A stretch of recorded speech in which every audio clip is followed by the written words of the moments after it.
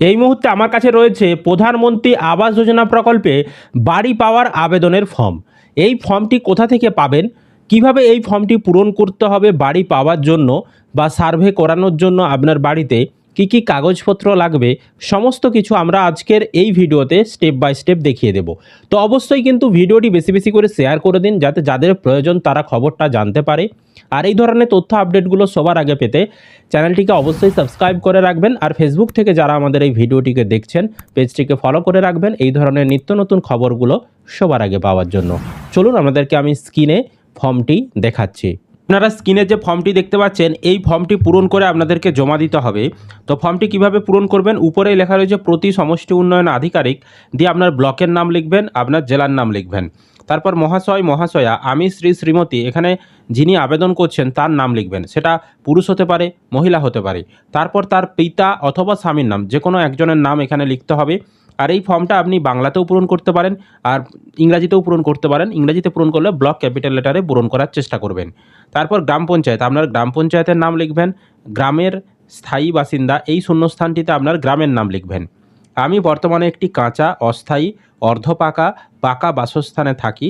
তো আপনার ক্ষেত্রে যেটি হবে, তার উপরে ছোট্ট করে ঠিকচিহ্ন দিয়ে দেবেন বা নিচে একটা এরকম আন্ডারলাইন দিয়ে দেবেন।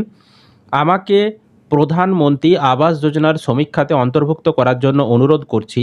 আমি এত দ্বারা ঘোষণা করছি যে তদন্তকারী আধিকারিককে প্রদত্ত সমস্ত তথ্য আমার জ্ঞানমতো সত্য এবং কিছুই গোপন করা হয়নি। আমি যদি প্রধানমন্ত্রী আবাস যোজনা প্রকল্পের অধীনে আর্থিক অনুদানের জন্য যোগ্য হই, তবে আমি এই অর্থ শুধুমাত্র গৃহ নির্মাণের কাজে ব্যবহার করব এবং নির্ধারিত সময়ের মধ্যে নির্মাণ সম্পন্ন করব। যদি আমি এই অর্থ অন্য কোনো কাজে ব্যবহার করি বা আমার দেওয়া তথ্য ভুল প্রমাণিত হয়, আমি জানি যে আমাকে এই অর্থ সরকারকে ফিরিয়ে দিতে হবে এবং আমার বিরুদ্ধে উপযুক্ত আইনি ব্যবস্থাও নেওয়া হবে। আধার প্রদানের জন্য সম্মতি। আমি এত দ্বারা জানাচ্ছি যে আধার ভিত্তিক প্রমাণীকরণ মাধ্যমের সাথে নিজেকে যাচাই করতে এবং গৃহ নির্মাণের জন্য আর্থিক সুবিধা পেতে আধার ভিত্তিক প্রমাণীকরণের জন্য আমার আধার নম্বর বায়োমেট্রিক এবং অথবা ওয়ান টাইম পাসওয়ার্ড ওটিপি প্রদানের জন্য আমার সম্মতি, ডিজিটাল সম্মতি দিতে আমার কোনো আপত্তি নেই। দিয়ে যিনি আবেদন করবেন সার্ভের জন্য, তাকে এখানে সই করতে হবে। সেই উপভোক্তা সই করতে না পারলে টিপছাপ দেবেন।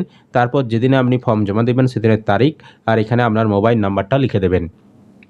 এই ফর্মটি পূরণ করে এর সাথে আপনি যে কোনো একটা আইডি প্রুফ প্রাথমিকভাবে সার্ভের জন্য দিতে পারেন। আপনার আধার কার্ডের জেরক্স 1 কপি দিতে পারেন। দিয়ে আপনাকে কিন্তু আপনার পঞ্চায়েতে জমা করতে হবে। এবার পঞ্চায়েত আপনার ঠিকানা দেখে আপনার বাড়িতে আসবে এবং সার্ভে করে যাবে। মানে ছবি তোলা বা সেখানে সার্ভেতে কিছু প্রশ্ন উত্তর রয়েছে, সেগুলো এসে সেই উত্তরগুলো দেবে। তারা নিজেরাই অফিসাররা দেবে, আপনাকে জিজ্ঞাসা করবে। তারপর ছবি আরে তোলা সমস্ত কিছু তারা কিন্তু করে সার্ভের জন্য সম্পূর্ণ কিছু মোবাইল অ্যাপের মাধ্যমে তারা করে নিয়ে চলে যাবে। এবার ভেরিফিকেশনের পর যাচাই হলে আপনার নাম যদি বেনিফিশিয়ারি লিস্টে আসে, যদি স্যাংশন হয়, তাহলে কিন্তু আপনি টাকা পাবেন। এবার প্রশ্ন হচ্ছে, এই ফর্মটি আপনি কোথা থেকে পাবেন? এই ফর্মটি আপনাদের পঞ্চায়েতে দেওয়া হচ্ছে। পঞ্চায়েতে যোগাযোগ করুন, সেখান থেকে সার্ভের জন্য আপনি আবেদন করতে পারেন। এছাড়াও নিজের সার্ভে নিজেও অনলাইনে করা যায়, সেই নিয়ে ভিডিও দেখতে চাইলে আপনারা কমেন্ট করে জানাবেন, সেই নিয়ে আমরা ভিডিও বানিয়ে দেব। বোঝাতে পেরেছি আপনাদেরকে? তো অবশ্যই ভিডিওটি বেশি বেশি করে শেয়ার করে দিন, সকলেই যাতে এই গুরুত্বপূর্ণ খবরটি জানতে পারে। আর এই ধরনের তথ্য আপডেটগুলো সবার আগে পেতে চ্যানেলটিকে সাবস্ক্রাইব করবেন। ফেসবুক থেকে যারা ভিডিওটি দেখছেন পেজটিকে ফলো করে রাখতে ভুলবেন না।